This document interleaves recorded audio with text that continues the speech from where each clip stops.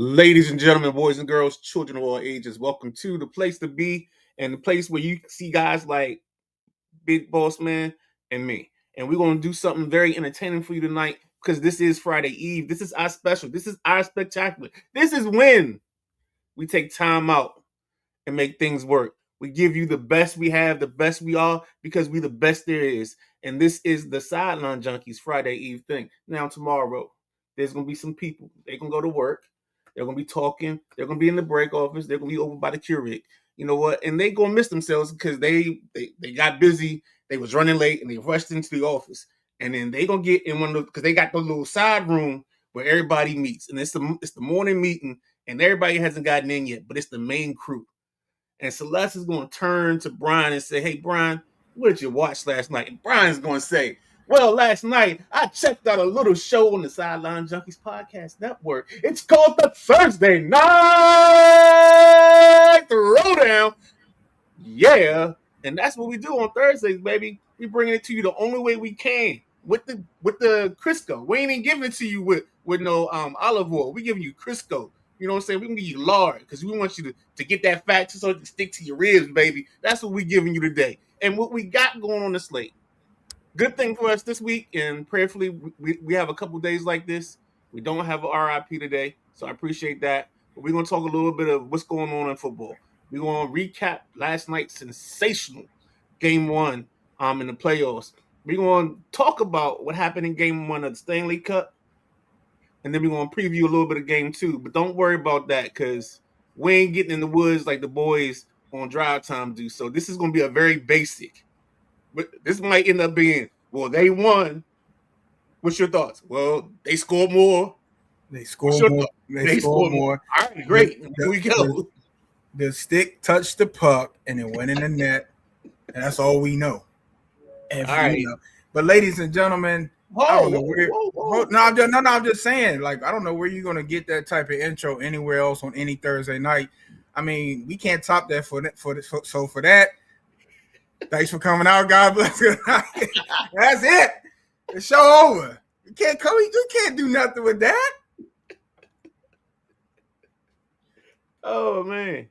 And to close out the opening, we got the Miles Report / WNBA Report. For everybody that doesn't know, the Miles Report is basically me talking about my girl Olivia Miles, but we do give you the scores from WNBA.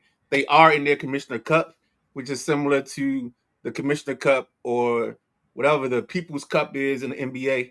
The NBA actually patterned their version of this off of the WNBA's version. And then the coup de grace of the night is the random hockey players. And with all that being said, I'm the Midnight Rider. That's the Boss Man B. And he's gonna run this. So I'm gonna let him take over and just do the thing. And we're gonna talk for a little bit. We're gonna have a nice conversation. You're gonna enjoy it, you're gonna have fun. B, all you, baby. Hey, look, I'm just going to follow what the Midnight Rider said. Like he said, I'm the boss man. That's what they call me. You can call me. All my friends call me BJ. Whatever floats your boat tonight on this Friday Eve. You know, let it ride. But like Midnight Rider said, we here to talk. We'll do what we do best. Run our mouths and entertain you for the next hour. However we do it, man. He already gave you the show rundown. So, without further ado, let's hop right into the nonsense. First off, you want to talk about these NFL contracts? Yeah, let's go with that. All right. So let's go with the obvious one. Myles Garrett. Myles Garrett is, let's see. It's the same deal he got 4-year extension, 204, average of $40 million a year. So but look, I'm not basically through 2030, and I think there's a clause in the trade where that third round in 2030 becomes a first round pick if the Rams decide to trade Myles Garrett to a team in the AFC North. Wow. Okay. I mean, that makes sense. It makes sense, man. You trade away somebody like that, you don't ever want to see him again. I would have made it to AFC. I wouldn't have just made it in the division. I would have made it there. I don't want to see him back in the AFC. That's generational talent. So I don't blame him on that. But I mean, I think this is one of the few contracts where you say they might have underpaid him a little bit. Right, right. They might have shorted him a little bit because Myles Garrett is a absolute monster. I know he's been talked about a lot on this network. The Prodigy came on a couple shows and spoke on him since he's our resident Rams guy. But I don't look the Rams in this contract. They are the epitome of putting the chips in the middle of the table. I mean, if you're gonna go big with Myles Garrett. Pay him. Now you got a motive. You got something where he's not looking over his shoulder. He don't have to worry about his contract. And now you get to see a Myles Garrett where you actually got a chance to win. There is no what quarterback is going to play this year? Do we have a chance? You know what I'm saying? The crazy thing is he always gave the Browns a chance on defense, but now he gets to go relax and be in LA. I mean, it can't get better than that. Making $40 million, you in LA, new stadium. Come on, man. It just don't get better than that. So this is where we see a team that breaks out the chessboard and starts making moves. Because here's part of the thing that you get out of this. Yeah, you trade for him. Now you get him. Now you, instead of redoing it, when you redo his deal, you get him some money just for coming over. Like, this is some thank you cash that gets to go in his pocket right away. That's guaranteed up front. And then he still keeps the $40 million, like you said, annually. Of course, there's numbers and how this is going to work out. Probably this is a 4-year deal with the 5th year being voidable. That's probably what we're looking at if we're breaking it down technically. But the other beauty of it is the dude probably, when he got here, he was like, what can you do? And they was like, oh, we'll give you some money. And for them, it works out because probably the first year of the extension, they can play with the number. So he's not going to hit their cap all at 40. Yep. You might hit it at 15, 20, whatever the number is, however they manipulate the cap. So that's the beauty of this. And that's the great part about it is Los Angeles put themselves in a win-win situation where they got a player that's dominant and dynamic, and then they also paid him, but also made that money not be punitive right away. Beautiful. It's beautiful, man. It works out. It works out for the Rams. I mean, did you see the graph we put up the other night? Say it one more time. Did you see the graph we put up the other night? No, I missed it. So there's a graph. I think it's still in here because I think since we use the same studio, and bear with me. That's the nope. Which one is this? Nope. All right, it's not in here. But we had the picks for the first round picks for the Los Angeles Rams like the last 10 years. They've either traded, moved off. I think the only 2 times they picked, one was Jared Verse, and the other technically is Ty Simpson, but it's not their own pick. Every other time they moved the pick for either a certain player. Like I think 2020 and 2021 was Jalen Ramsey. I think another year was Matt Stafford. Another year they just traded out of whatever position they were to get more picks.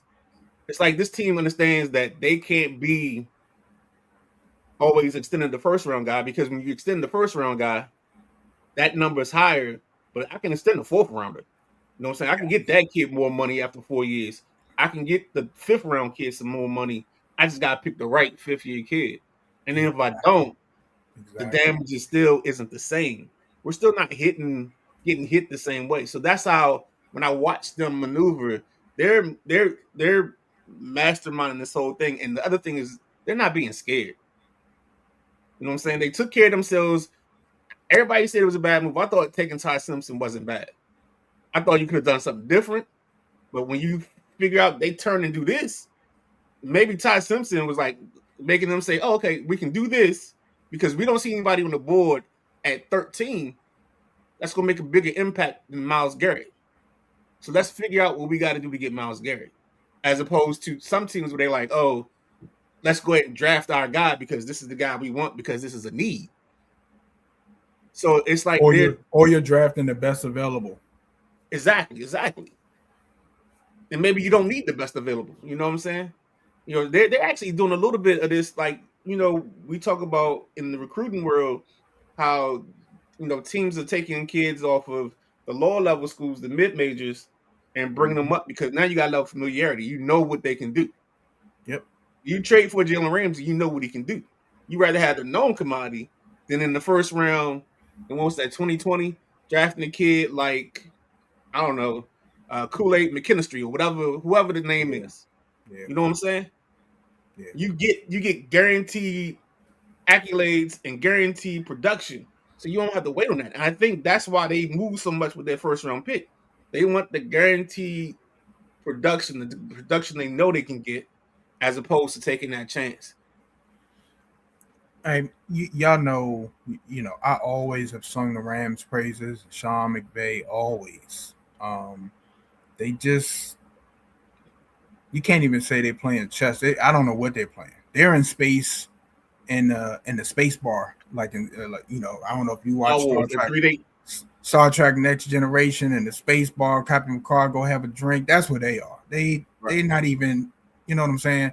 They're making moves for the moves. Right, exactly. You know, they're if somebody's 2 steps ahead, they're 10 steps ahead. They already made that move a couple years ago to set up something now. And like you said, something, they're not scared. And I think it makes it easier. Of course, it makes it easier when you know who's playing quarterback. You don't have to play that game or who's playing quarterback. I think the whole organization, like Buffalo right now, and I say Buffalo because I'm a Buffalo fan, the shoulders are here with the Buffalo Bills. Okay, everything is tense. Brandon Beane knows he's you know, this is his job on the line. But you go to the Rams, everybody in flip flop, shorts, chilling. It's not as much pressure. It's not no pressure because they know they're contenders. You know you're not going to win it every year. I think the thing is, can you put yourself in a position to be there? Because we've seen this past postseason. We've seen the last one. The ball just bounced one way, and it's another team moving forward versus the other team. It's seconds versus you not having enough time to do this, and it's decisions. Sometimes you got the squad, right, and the ball just doesn't bounce your way, or you have an injury. But can you put yourself in a position? And then we talk about it all the time with matchups. You might be the team that you trickle into the playoffs, but you become a matchup nightmare that wild card weekend. Then the next team is a division team that you done owned them all year. They have no answers for what you do. Like you talking about the Rams, Seattle, and you know all these other teams they play with, and you just got their number, and if things work out for you, and you go that route. But man, I love what the Rams do, and they just made it. I forgot. I was watching everybody's show, so I forget who said this. It might have been Lee Ice. They got a offensive and defensive MVP on the same team. Yep. Has that ever happened? Did anybody ever figure out the answer to that question? We didn't. I never looked it up because I think I missed that part of this show. So I saw part of this show, but I didn't see the whole thing like I normally do. Yeah, you think about it, it's like, man, you already know Myles Garrett's gonna give him fits. You already know what Matt Stafford's lining up to do. Rams are loaded. I mean, who I think they put themselves ahead, especially with everything Seattle lost. They definitely put themselves in favorite in the division, favorite probably coming out of the NFC with just that. It's crazy. You sit back and you just watch some of these other teams that fumble these draft picks and players and signings for years. And then you watch a team like this that knows that it might be, if you got a 5-year plan, somewhere around that end of that maybe that second season, right, between that second and fourth season, you keep some bullets in the gun, but you got to reload. And it just depends on how you look at things. Are you an analytics guy? are you a draft guy? You're going to draft your players. How are you going to do it? Just when the Rams are just they got it. They got everything checked. They Exactly. got Totally everything agree. checked. Analytics, draft, free agency, the whole nine, man. So All right, let's stick with contract extensions and the young fella Christopher Watson, wide receiver for the Green Bay Packers. He gets a 4-year extension. I think it's 130 million. I didn't see how his number or why his number got this high. Because he's constantly hurt. He's the guy that he'll play 10. Like he'll play the first 5 or 6 soft tissue injury, and then play probably the back end, the back 6 of the schedule. Um, I don't see his numbers being worthy of this. Maybe this is assimilating. I don't know, because we do know they inflate the numbers that you get sometimes so the agent can look good. But I like them signing him and extending him. I just don't like the number, if that makes sense. no. It makes perfect sense, and I'm trying to look why he's at this point here. I'm gonna have to look into it and figure out why. Um, He's I don't their know. best receiver. I Truthfully, understand that, but it's even your best receiver. Sometimes you gotta. I don't know. Sometimes you gotta let things walk. Maybe they feel like if he can get a whole season, all right. you know what I'm saying? Maybe that did.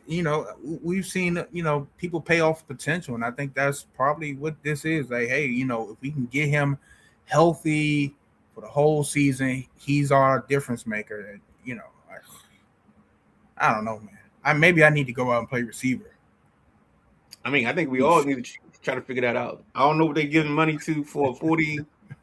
Well, damn, I'm a 50-year-old receiver with bad feet, so I don't know what I'm gonna get this I much. mean, and look, obviously, as long as you just got to play 8 games. If you can get 8 games, you good.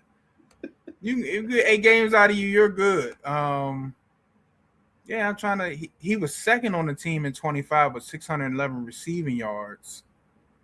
I think they're paying potential. I think that's what they're doing. Yeah, I They're paying that's for future man. production, because if they can, I guarantee you, there's escalators in this where that money's hidden towards the back of the contract.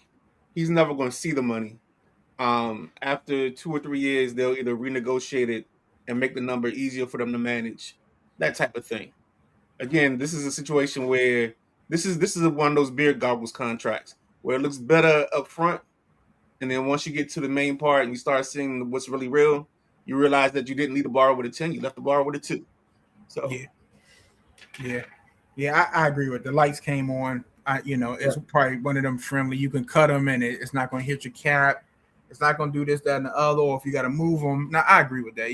The more you think about it, because the numbers, the production numbers, just don't make sense for the contract. So, what you said makes total sense.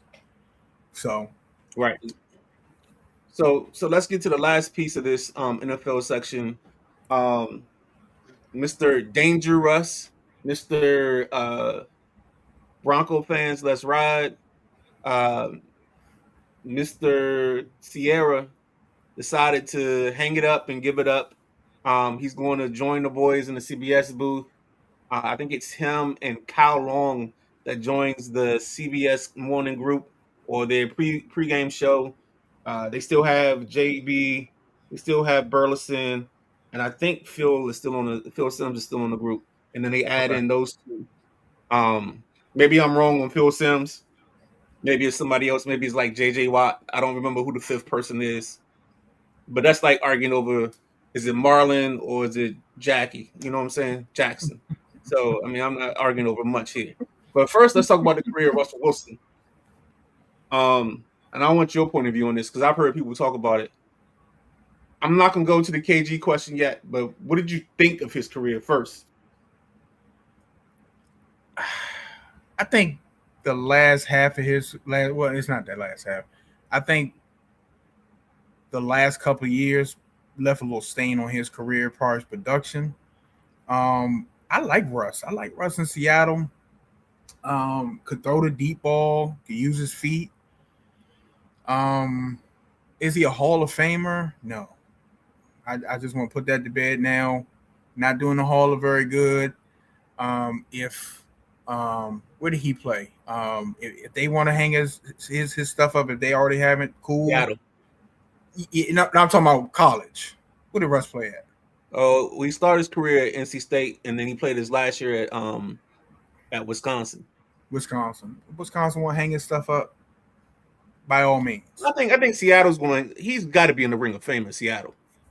In Seattle, he won a Super Bowl. I agree with that, but yeah, not Hall of Fame. I think everybody in Seattle feel like they were robbed of a Super Bowl if they had just given the ball to Marshawn Lynch. So he probably should have 2 Super Bowls. But for the most part, I feel like that what Sean Payton did to him in Denver was I thought it was extremely disrespectful. You know, I felt like probably if he had went to another team, if Pittsburgh probably could have got him then while he had some gas left in the tank, you know what I'm saying? They could have probably made a better transition out of Big Ben. But overall, good quarterback, good dude off the field. You know, I wish him well in CBS, man. You know, knowledgeable. So I don't know how that crew is going to work. I'm gonna have to watch that. I'm not excited to wake up in the morning and watch that. So it's going to be, if they play it right, between JB and Nate Burleson, they're going to be your personalities. They're going to be the people that carry you through the segments. And then what they're going to do is put Russ, Kyle Long, and whoever the fifth person is in situations where they're always giving analysis and trying to break something down. So that way they ain't got to be the person that's carrying the segment in terms of directing it. They're going to be the person that's going to give you the analysis, break it down, boom, put you in your best spot. You know, if there's a quarterback we're talking about, we're going to talk to Russ. If we're talking about line play, we're going to talk to Kyle. If we're going to talk about schemes and things of that nature, if we got a fifth person, we're talking to the fifth. If not, we're going to do a combination of those two, because as an offensive lineman, as a quarterback, they've seen enough to get through it. So it's not going to be they're never going to put them, and this is the beauty of, like, since we've been doing this, it's like you understand that you don't put a person in the bad spot. Like, we would never do a show, the two of us, breaking down hockey power plays. Hockey. Yeah, you know what I'm saying? We're not going to do that. We'll talk surface level, and then we'll always leave it to Maddie, or we'll try to bring Maddie into it, because that's our expert. And that's the one thing that I think you got to pay attention to. And I think that's what CBS is going to do, is they're going to build a show around whatever his strengths and weaknesses are. And he's got enough intelligence and personality, even though it's kind of corny, to exist and make it work. So they need a coach to rap. Because I thought JJ Watt was on. JJ Watt was on CBS. He is, but I don't know if he's every week. And I thought Cowher was there. I don't know if Cowher is still there. Yeah, so that's the thing we got to figure out. Yeah, if Cowher's there, that gives you your scheme and everything else. Right. With Cowher. But I mean, I'll give it a chance. You know what I'm saying? I hate when people say Russ is corny. I mean, he's a good dude, man. Right. You know, he's a good dude. He's the Chris Rock joke. Yeah, he is. You know, I take care of my kids, but he doesn't look when he prays for it. You know, that thing. And I'll take care of your kids too. You know, right. So the guy out of bounds says the prodigy is the resident Rams beat reporter. Tell the guy from Out of Bounds. I'm about to say something. Don't do that. Yeah, we got kids watching this show. I dropped something, so don't pay no attention to me. But you're good. You want to reset before we go into the NBA? Yeah, absolutely. Let me find something to reset on. I guess I'm gonna have to do. Nah, you know what? I don't see it. Where is it? Where's the? What are you looking for? I was looking for the new intro for Nothing But Net. That's what I was looking for. I don't think that's got loaded up. Yeah, the guy from Out of Bounds took it out. But let's reset real quick. We'll be right back. Here we go. I think this is it.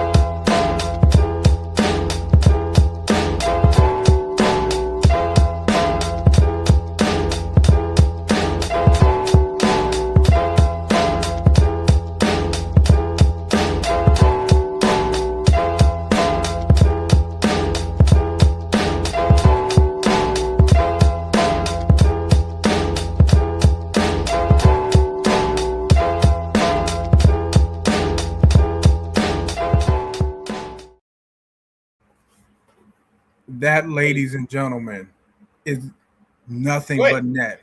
Wednesdays. Normal showtime is at 7:30. Keep tuned here for special showtimes. Your host, none other than the gentleman next to me, the Midnight Rider, C. Perry II, Josh from Highly Opinionated, and JG from Club of JG Podcast. Join those fellas every Wednesday night, especially right now. You're getting the NBA Finals special edition of Nothing But Net, but they're going to break down whatever you see on the court from the Spurs and the Nets. And without further ado, with that, we're going right into game one last night in San Antonio of the NBA Finals. Midnight Rider. I'm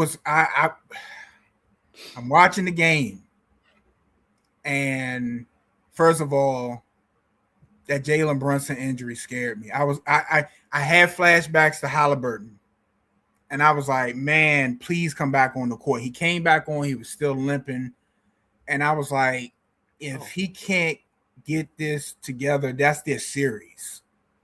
And then guess what? He got it together. The Knicks pull out game one of the NBA Finals in San Antonio. I'm trying to get 105-95, ladies and gentlemen.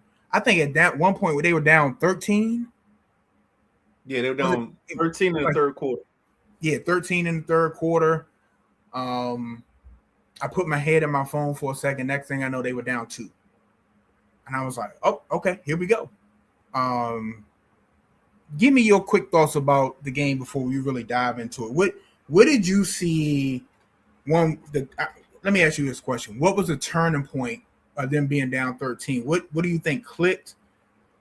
And what did San Antonio not do? I'll answer this way. San Antonio did not do the thing of sticking with Dylan Harper and letting Harper play a little bit longer, because I think he was giving you the better production for your point guard position. Rumor has it that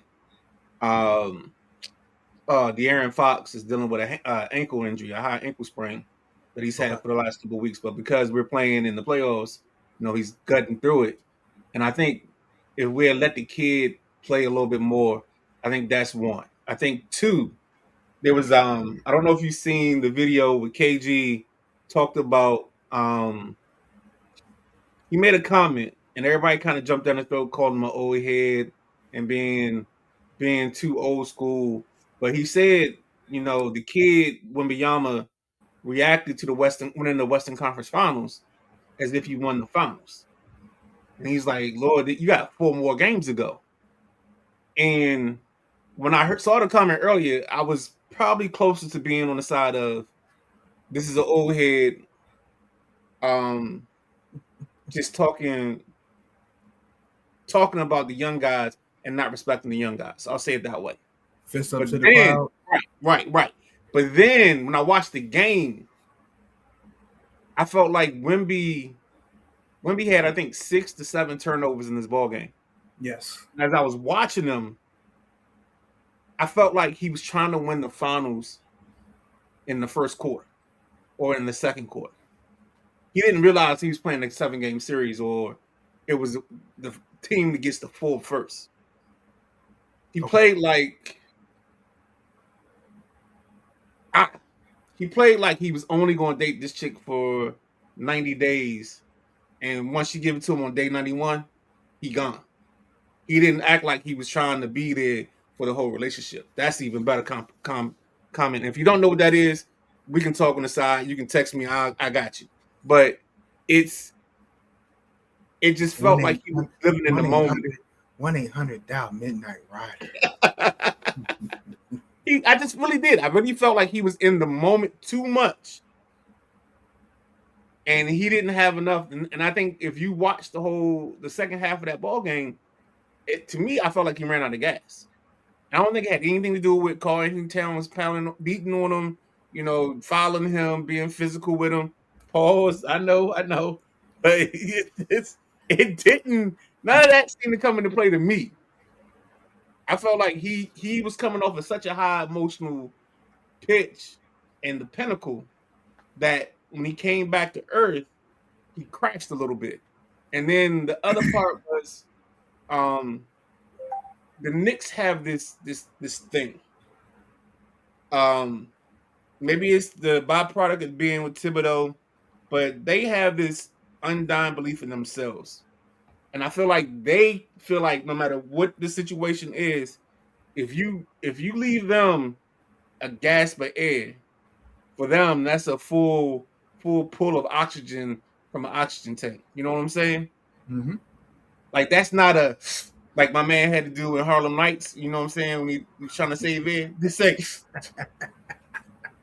know what I'm saying? They get to inhale. They get to take a deep. That's what I felt like, and that's how I feel they play. I feel like they play to their strength. Their strength is A, they got the numbers. B, they can put Towns on them. On Wembanyama, they can put OG if they want to. Like they have a multitude of options. Josh Hart, my guy, got 15 rebounds last night.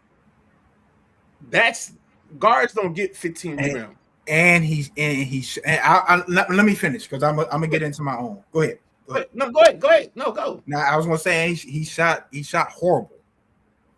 He shot horrible, but that's what I'm saying. I'm gonna let you finish. Go ahead. No, and that's perfect. That's the perfect transition because this is what happens when a guy knows that he's not hitting on all cylinders. Go help somewhere else. Exactly. Now go ahead. Go help somewhere else. I couldn't wait to talk. Right? We have been because we all around the same age. We watched a different NBA growing up. We watched an NBA where your bigs were down low, grinding in the block, banging in the block. Ladies and gentlemen, the thing that might save the Knicks and might give them the edge in this series is that Karl Anthony Towns is a big that plays outside. Do you understand that for everybody that knows ball, they already know where I'm going with this. Do you understand the significance of that? When Wembanyama cannot be under the basket going to block shots. Okay? Now, I'm a disagree with Midnight Rider on something. I think Karl Anthony Towns was getting to him because Karl Anthony Towns kept beating him top of the key going to the hole, right? The second or third time he did it, when Wembanyama turned, he did one of those. Like, fuck. He keeps beating me. I don't know what to do. Because for Wembanyama, 90% of him is just being long. All he has to do is be near somebody. And you saw, timeout. Oh, timeout. He uses his length of his arms to deter shots on the court. Okay? Now, because really, if he's near the free throw line, he's already altering shots. You come in baseline, he could come down there.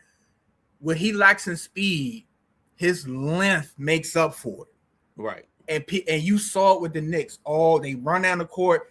If he was anywhere near, they run under the court, reset, right?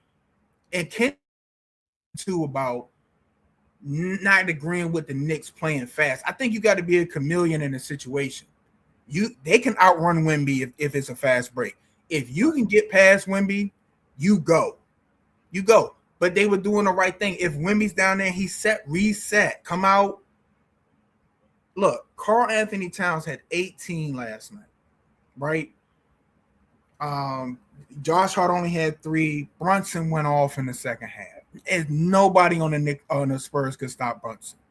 Right. If I'm a Knicks fan and Josh Hart shot the ball like trash, you get a game 1 in San Antonio. Midnight Rider, I'm telling you. What are they doing? Are they doing 2-2-1-1-1? How are they doing this? Is it 2-3-2? 1-1-1. Okay. I know Perry was the only one last night that picked the Knicks, I believe. Picked the Knicks in 6, I believe. Yes. I don't know if it's going to be 6, but I think it's going to be 7. I think here's the other turning point. I think at a point, and I think it was when they came back in the third quarter, I felt like the Knicks was like, this is all we got to do with Wembanyama. Right. Remember, they're not a Western Conference team. They didn't see him all year. They saw him what, 2 or 3 times. Two. So now you get home and home. So you saw him 2 times. You didn't see him. So it's like, okay, this is it. This is all we got to do. And don't forget, all we got to do. Don't forget, I think the night that Brunson dropped 61, Wemby threw the basketball into the stands. He did. Yes, he did. So that's another little caveat.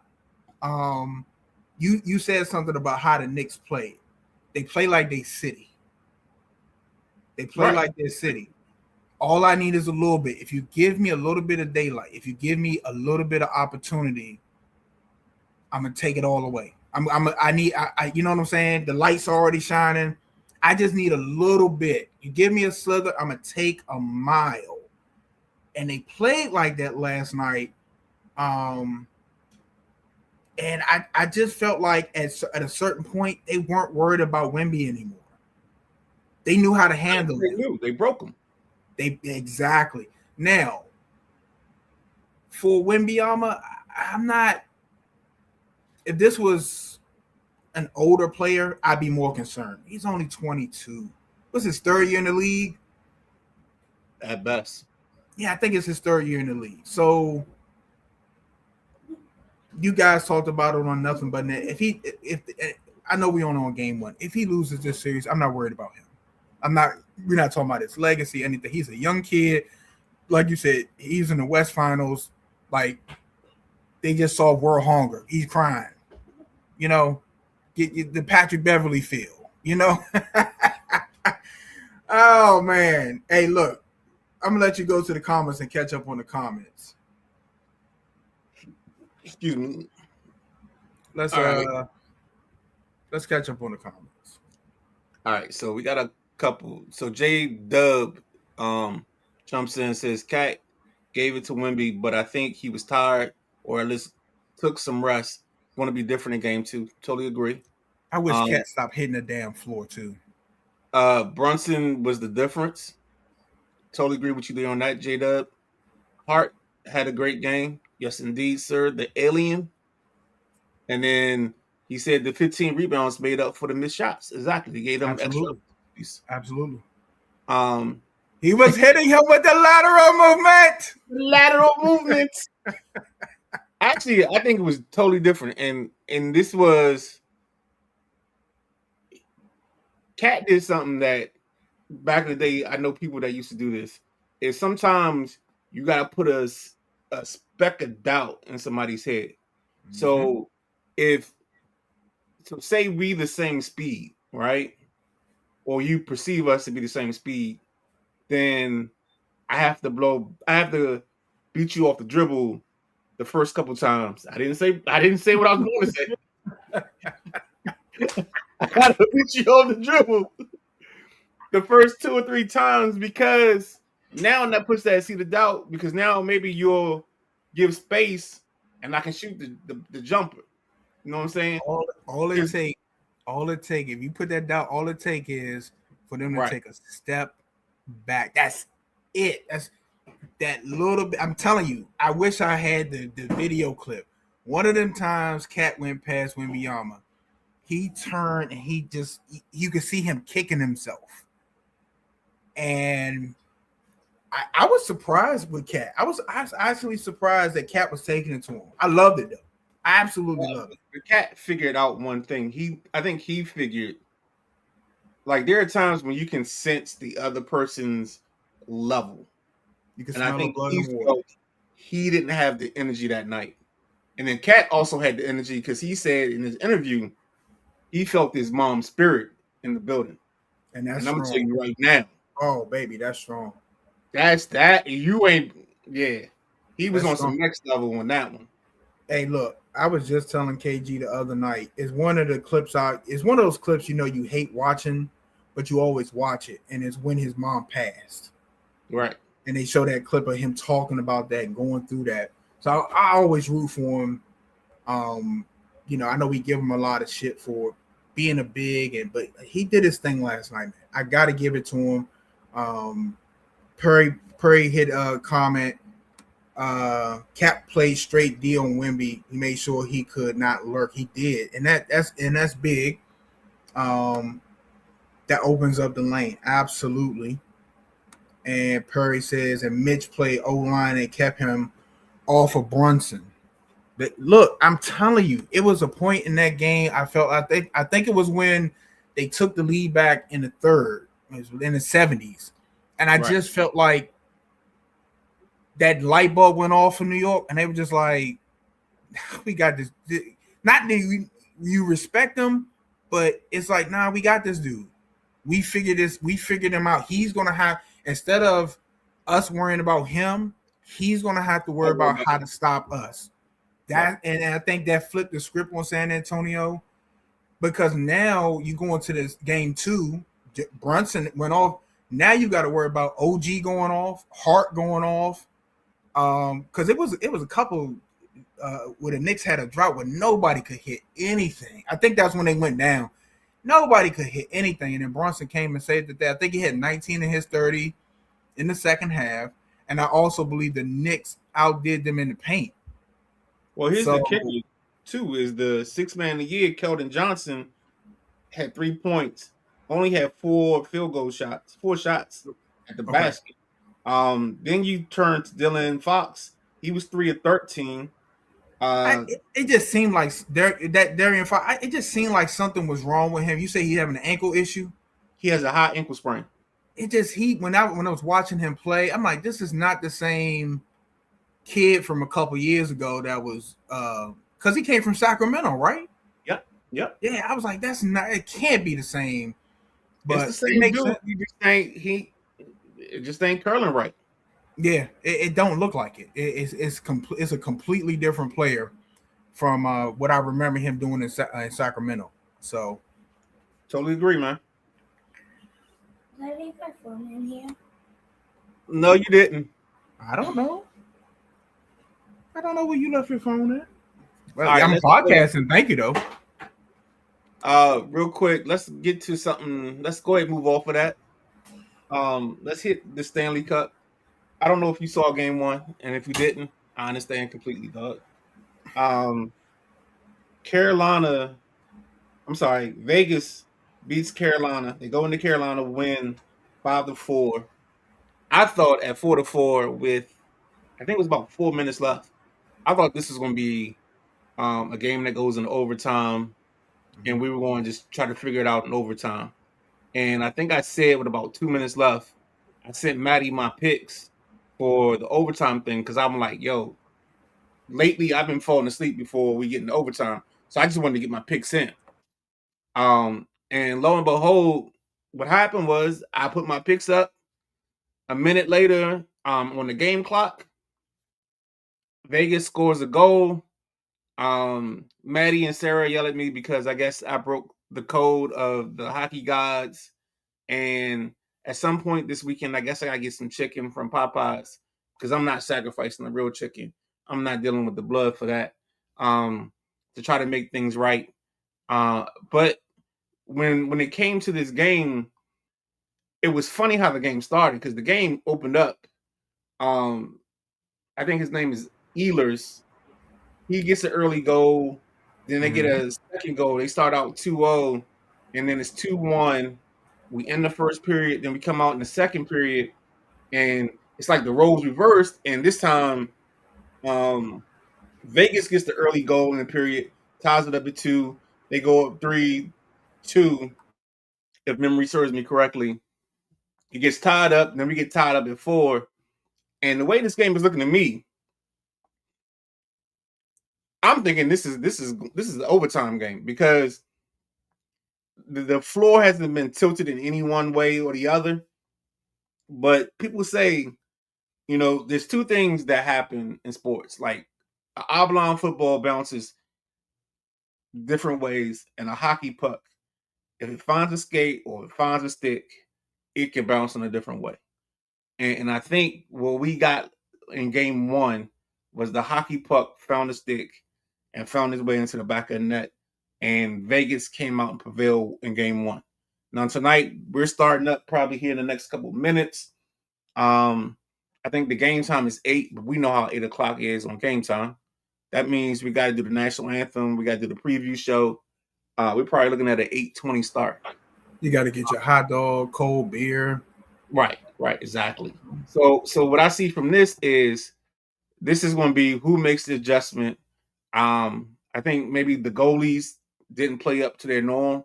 So are we going to get the stingy goalies, or are we going to get the goalies that gave up goals on great chances? Because both teams had great chances, and this wasn't a situation where like it was a fluke goal. This was, the puck gets into the scoring zone, and these teams are taking advantage of it. Now you might have some deflections, but we had good goals being scored in this ball game. So with that being said, tonight what we're going to get, we don't know. But these teams, I think, are more evenly matched than we think. And the one thing about hockey, and I always push back on guys like Chris Russell and those guys, is hockey's more random than the NCAA tournament. Like, all it takes is a hot goalie. All it takes is a hot scorer. Somebody that's going to make a difference. They can change the whole dynamic of a 7-game series. So tonight, Carolina's got to get back in their barn and figure things out and see if they can make this happen. Wait, what's up? The only reason why I disagree with that statement is because about a hot goalie, a hot team. I watched the Washington Capitals get dismantled. Remember when they made the finals and they had to play Detroit? Right. I watched them get dismantled. I've never seen that was open heart surgery by Russians drinking a beer, smoking a cigarette, dropping the ashes, and then sewing you back up. It looked like, and I don't want to go too far, it looked like Detroit had 8 people on the ice compared to what. So, and the Capitals were rolling, and they were rolling, and then another steamroller came and just pummeled them. So I get what you're saying about being hot, but I also think it just depends on. I think because these teams are evenly matched, I think that's when you'll get the hot guy come in and make a difference. If one of the goalies can get hot, but I think when you got teams that are like head over heels in hockey, you see it on the ice. It's just the other team doesn't stand a chance. You guys are talking about. I know Josh said a couple times when you saw Cleveland going to the finals to meet the Spurs, you already knew like this is over. When the Nets went to the finals to play the Lakers, it was like just go ahead and send the New Jersey Nets final shirts to Ghana or wherever you're going to send them so they can get some shirts. Right. And send the hats over there. It's over. But that's all I had. No, I think about what you said, and I know what you're saying, but like the Caps are also on the other side of that where, gosh, I can't think of the goalie's name now, but there's a goalie that played in Montreal when the Caps were a 1 seed and Montreal was an 8 seed, and the Caps were up like 2-1 in the series, and then he shut down the rest of the series in the first round, and the Caps ended up losing. Like hockey is a fickle sport, and it's funny that we had that exchange this morning because Maddie was talking about how fickle the hockey gods are, and I think if you're a hockey fan, you believe in the fickleness of the hockey gods. Oh man, yeah. And look, the hockey gods, the football gods, the basketball gods are a real thing, and you need to make if you do wrong, you need to make your sacrifices before the next game. And it might not take. It depending on the wrong you did, it may take a couple of games. So you got to be careful on where you cross. All right, we just letting you know. That's it. That's all. So did you have anything else on the Stanley Cup? No, that's it on the Cup. Let's hit right. this real quick. This is just our WNBA report. We're in the WNBA Commissioner's Cup, and right now Tuesday night, because we went off before these games finalized. Atlanta Dream 91, the Connecticut Sun 75. The Chicago Sky 72. The Mystics 90. The Valkyries 95. The Fire 77. Last night in the games played, the Liberty 97. The Tempo 82. The Mercury 72. And the Storm 68. And then right now, as we have going on, the Fever are playing and they're at halftime. The score is 38-29 over the Dream. So that matchup has Caitlin Clark and Angel Reese. And then tonight at 9 p.m. on Prime Video, the Lynx play the Valkyries, and the person that this report is named for, Miss Miles, she plays tonight at 9 p.m. So they got a nice and interesting mix over there in Minnesota, and that's kind of why I want to highlight them. But that's where we are in that. Also, real quick, on the French Open women's side, Sabalenka, the number one seed, loses. So you're going to get a champion that isn't. I don't know. I think the champion might be ranked, but they're going to be lower seeds. I'll say it that way. So that's going to be something to keep your eye on. Also, actually, let me look it up because because they play Saturday. So I think the matchup is so it's the young Russian chick. I'm sorry, excuse my language. The young Russian lady, Andreeva against I'm gonna say Walinska, and Andreeva is ranked 8, and I think she's 19 years old, so she might be the next up and comer on the women's side of the ledger when it comes to tennis. On the men's side, we'll get you that on Sunday morning because most likely the men will be playing on Sunday morning. Let me see if I have anything. Oh, so the men's are in the semis. So Arnaldi versus Kabali. Kabali's a 10th rank. It looks like they got Italy flags. The Rev and Minsick are the other quarterfinal. I'm sorry, semifinal. So those get played tomorrow, first thing in the morning, and then we'll find out who's playing for the championship in the men's tournament of Wimbledon. I mean, not Wimbledon. Roland Garros, the French Open. Sounds good. Let's catch up on some comments. This was Take it away. Say it one more time. I said I'm gonna follow your lead. Okay. Perry was responding to De'Aaron Fox. He said he'd been injured for most of the playoffs. Matty Ice checking in. The Canes must win. Also said team with the fewer bad turnovers win tonight and maybe every game in this series. Svet Jarvie have to wake up for Carolina. I hope. He broke it down and I still probably butchered that name. So it's Veko Jarvie?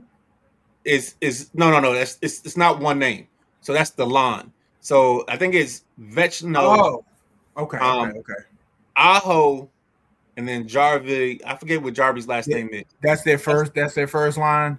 I think their first or second line. They have to make something known in this series for them to go. But the thing for Carolina and the key for Carolina is the fact that their 1 and 2 lines are good, but they also have a good 3 and 4. So they may not match up with you talent for talent lines 1 and 2, but their line 3 and their line 4 is better than yours. If that makes sense. So the key and the kicker is in hockey, there's a thing called the last change. And the last change is where the home team can dictate the lineups that you put out. So that you have to, as the away team, I think you have to put your lineup out first. And Maddie can correct me on this, because maybe I got it backwards. But I think one team has to commit first, and then you can dictate your matchups based off of what they put out there. That's way too much for me. But it's a thing. I'm sweating like hell now. Like, ooh, we talking about. Hopefully, Maddie is going to correct me and figure it out. But yeah, it's a thing where you can, because you have last change, you can dictate the matchups. And I'm gonna just smile and pretend like I know what you're talking about. No, you good, man. You good. Because I'm figuring it out. You know what I'm saying? I know I've heard the term and I've seen this. But the exact linguistics of it, I'm not, I'm not well versed in. But I know it's a thing. I know you get an advantage being the last team, or the home team with the changes that you can make in terms of lines. That's all. Okay, simple. Fair enough. You know more than I know. So I I know just tell after people all the time. I know enough to be dangerous. that's all. Look, that's all you need most of the time. Just enough. Yep. Just enough. Well, we got left. Oh, we got to go to our we close out. going right. We staying right with hockey, and we got it. This last segment is going to take us out of here. Random hockey players' names. So, since the big guy KG isn't here, he has a random list of names. We'll start off locally. Peter Bondra, Stan Mikita, Ron Hextall. He took one of mine, Jeremy Roenick, Sergei Gonchar, Calle Johansson, Kevin Hatcher, Curtis Joseph. That's the old goalie for the Edmonton Oilers. Yes, sir. Cujo. I'm gonna give you my man Ray Bork. Okay. First of all, I know my hockey fandom started with NHL 94 on Sega Genesis. I don't know how the game got in the house. I have no idea how the game got in the house. And since I followed the Bulls so heavy, I just picked the Blackhawks. So I'm working with Jeremy Roenick, Ed Belfour, Chris Chelios, Steve Smith. I know Sutter was the backup center. I'm trying to remember who the wings were. I think Eric Daze was the next year. I don't think he was on the 94 game because he was a rookie. So I think he was on the next game. I'm trying to remember. I'm trying not to cheat. You got a couple of Sutters because the Sutters have a family. It was two Sutters on there, but I can't remember if both of them was on 94 or if they were both on 95 on the Blackhawks. I can't remember the backup goalie name because they had two. Belfour was tough in goal, and they had somebody behind him. He was good too. I can't remember his name, but I remember Chris Chelios in NHL 94. Right? Mm-hmm. You not only could he play defense, if he got past if he set up your offense, that slap shot from the blue line with Chris Chelios. Boy, if it missed, it might break the glass. Boy, that thing, I was like, man, you couldn't, like, it was awesome. NHL 94, the memories, Martin Brodeur. Of course. Theo Fleury. I think he played for the Flames on 94. I'm trying to remember. Of course, Wayne Gretzky. That's you. Go ahead with your names. Is one or two I'm forgetting? No. Let's see what Maddie, if we can get Maddie's list to play, and if let's see. If it fails out, we just abort mission and go from there. Ladies and gentlemen, we got a video from Matty Ice. We're gonna play our resident hockey expert, host of Drive Time Mondays. Whatever damn time he decided is going to be on. Actually, I think this week they're going Tuesday at 5 because that's what I'm talking about. Yeah. So this week we get the triple header. So he's at 5. Of course, the boys unapologetic are at 6:30, and then we'll go either 7:45 or 8, depending on what they got. So let's play Matty Ice's video. Hopefully, we having some technical difficulties. Be like, knock on wood. Let's go. Ladies and gentlemen, boys and girls, it's Matty Ice here with you. Sorry I cannot join live here for the Thursday night flight, but it's. Did it play? It was playing. I didn't hear anything. Hold on. Ladies and gentlemen, boys and girls, it's Matty Ice here with you. Sorry I cannot join live here for the Thursday night flight, but it's too close to puck drop. We got some stuff going on with my son getting married on Saturday, so there's some stuff on my to-do list before 8 p.m. puck drop. So I heard that the guys were, of course, doing some old school hockey players, and you knew I had to be part of this discussion. But so I'm going to do as best I can here this way. And I'm also going to be looking over here because my eyeballs are old and my notes are over here. So I was told they'll give 5 to 10 players. That's going to be really hard for me, but I'm going to do my best to keep this short, sweet, and good. So here we go. Old school hockey players, you have to start with Gordie Howe. He's Mr. Hockey. Played 26 seasons in the NHL, known for his incredible scoring ability, the physical play, retired at 43, made a brief return to professional hockey at 69. He's arguably, of course, one of the 3 best hockey players, depending on who you talk to. Of course, Scooter loves the Gordie Howe from his Hartford Whaler days. So, we'll give him the Gordie Howe. But, there's the Gordie Howe hat trick, right? Goal, assist, and a fight in a game. That's why it's called that, because he was known for that physicality, but could also score. So he's number 1. Number 2, you may have heard of, but maybe not because of a hockey player, but because if you're traveling on the east side, or if you do go up to Canada, you're going to hear of course, of Hortons, which is similar to Dunkin' Donuts, better if you ask me. But Horton, who also was a legendary defenseman. He played 24 seasons in the NHL, mostly with the Toronto Maple Leafs, known for his strength and durability. He also, of course, co-founded Tim Hortons, so that is where the coffee chain started. But tragically, he died at the age of 44 in a car accident shortly after a hockey game. So he passed away a little soon, but is known for not only for how he played the game, but also for some really good donuts and coffee.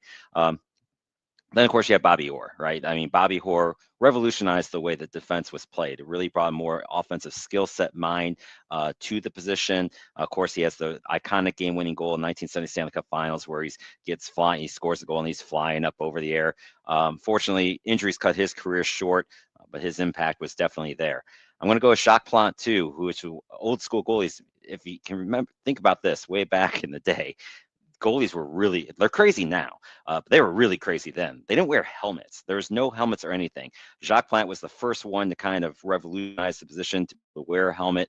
Goalies just never went down at all because they didn't want to have their teeth get shattered. And the stick and everything, that the puck really didn't get able to fly up in the air like it does in today's game. So the goalies definitely had to have the helmet. It saves a lot of teeth.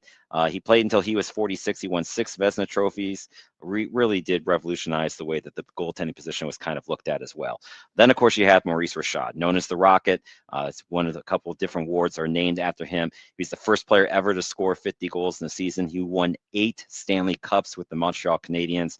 Was a fierce competitor, just one of those all-time greats. Like you don't go far, in a list like this without mentioning those 5 players. Those are the 5 easy ones, right? And I do want to give you guys some fun names though too, because I like going way back with this stuff. I mean, you got to think of Eddie Shore, and you always heard Eddie Shore hockey. Like he was back in the 30s, and this man you would not want to meet anywhere. He would do some hurting to you if you ever did, run into him. So he's one that I always like to mention as well. Then you have some of the guys that, some of these awards are made for. Georges Vezina, who is a goaltender for the Montreal Canadiens, who the Vezina Trophy is named after.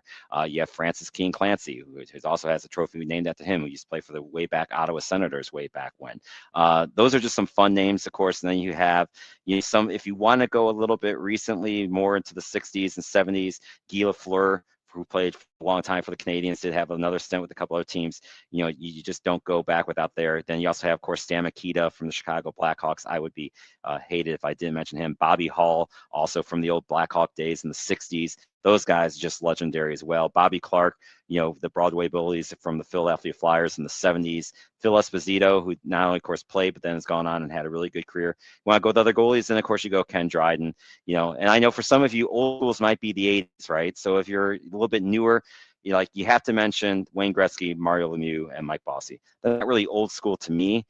They're still kind of in that 80s and 90s range. But let's be honest, though, as far as you guys have always heard me talk about Gretzky's impact on the game, and that's not going to change here today, because hockey would not be as popular here in the United States if Wayne Gretzky doesn't get the famous trade from Edmonton to LA. It really helped revolutionize the sport, bring eyes to the sport in the US that just never had before. So any list I'm going to have is still going to start and end with that. Now, I do want to bring up 2 goaltenders from the 80s and the 70s, Billy Smith for the New York Islanders, because he's old school hockey. Like, you do not want to get in front of the net with Billy Smith, because he will kill you. He will take a stick and throw it right up your nuts. Like, he did not care. Ronnie Hextall, another great goaltender from that time frame that you would not want to mess with. Ron Hextall was also not afraid to get into a fight with you. So I feel like I always got to end with my goalies too. Billy Smith, Ron Hextall, 70s and 80s. 90s, yes, but still old school mentality of they will just kill you if you do something stupid. So there you have it, guys. There's some old school players. It'll be interesting to see how KG and Midnight Rider do with some of these names. Let's see how many of them that they mentioned. Maybe we'll make it a little game out of it. But anyway, there you go. 5 minutes, 27 seconds. Remember, Canes, Vegas tonight, 8 p.m. ABC. Let's go, Kane.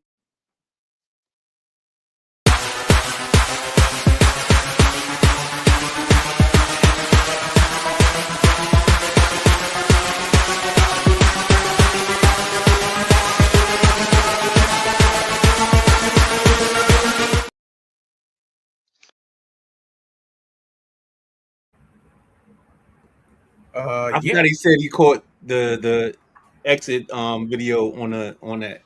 Yeah. That's my bad. So No, it's all good. It's all good. So he mentioned Hextall. He mentioned a couple people. I think mine's gonna be a little cap centric because oh, don't worry about that, Maddie. I'm about good. to tell him that no, you're Maddie. That's great. You talking to. Well, I'm gonna call myself. I'm a novice hockey fan. Like I told you, my fandom started in the NHL '94 on Sega Genesis. So I'm gonna say some names. All right, since he went that route, so I did. I'm gonna go with my guys first. So my guy was Pavel Bure. Mm-hmm. Speaking of, I think it was either '94 or '98 NHL hockey. Sergei Gonchar, of course. Al Freddy, the man with the shot. Bill Hunter, Adam Oates, Michael Bavanka, Dino Ciccarelli.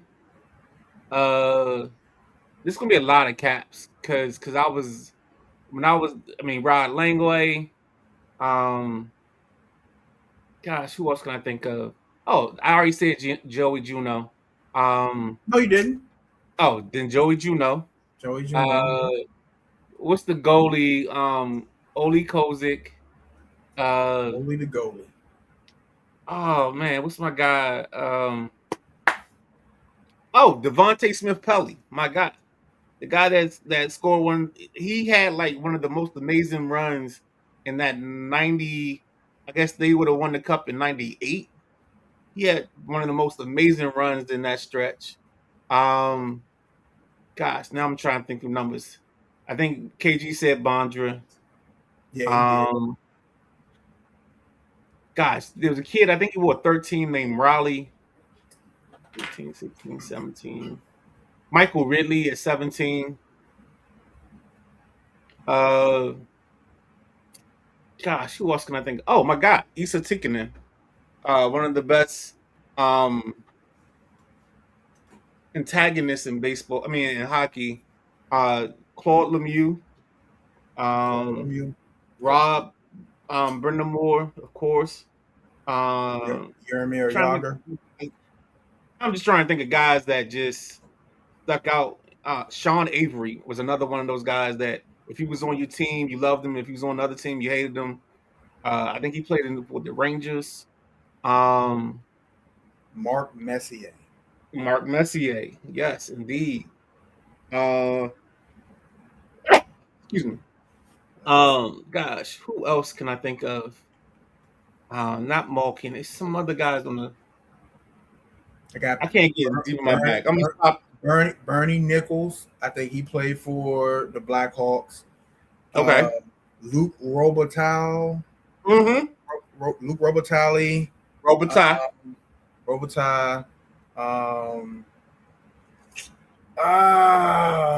I'm killing because I'm gonna look back and be like, "Yep, I know that name." Oh man, when we get off of this, it's gonna be on and popping. When we get off of this, it's gonna be on and popping, man. Let's see if I can think of anybody else that sticks out. I'm surprised Steve Yzerman. I think he played for the Detroit Red Wings. Yep. Yzerman, I'm surprised I don't know more Red Wings because I hated them. Peter Bourque. Dominic Hasek. Now we get. I know we said random, but now we just getting into guys that we can remember now. Um, Yeah. you already said Flurry. Um, My man Patrick Kane won the first, yeah, not the first, but he won the Blackhawks Stanley Cup with his goal. Patrick Kane. Man, the memory is a terrible thing to waste. I'm telling you. Like nah, I we're said, gonna have like, I remember him later. oh yeah, when we off the air, be good. But let's go ahead and just end it with that, man. We did a good job. We got a good list from Maddie. We got a good list from KG. We both gave some lists. And we ain't got to stretch our brains no more. Right. Plus, Final Carolina thought. and Vegas is on. So, ladies and gentlemen, we ain't gonna do nothing special getting out of here because we had such a great intro. So, for the Midnight Rider, I'm the boss man.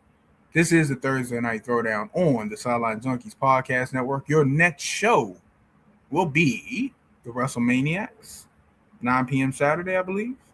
And then the Sunday Rise, Sunday 11 a.m. Join us then. Be safe. Thank you for joining us. Like, comment, subscribe, and we are out of here. We don't do no overtime.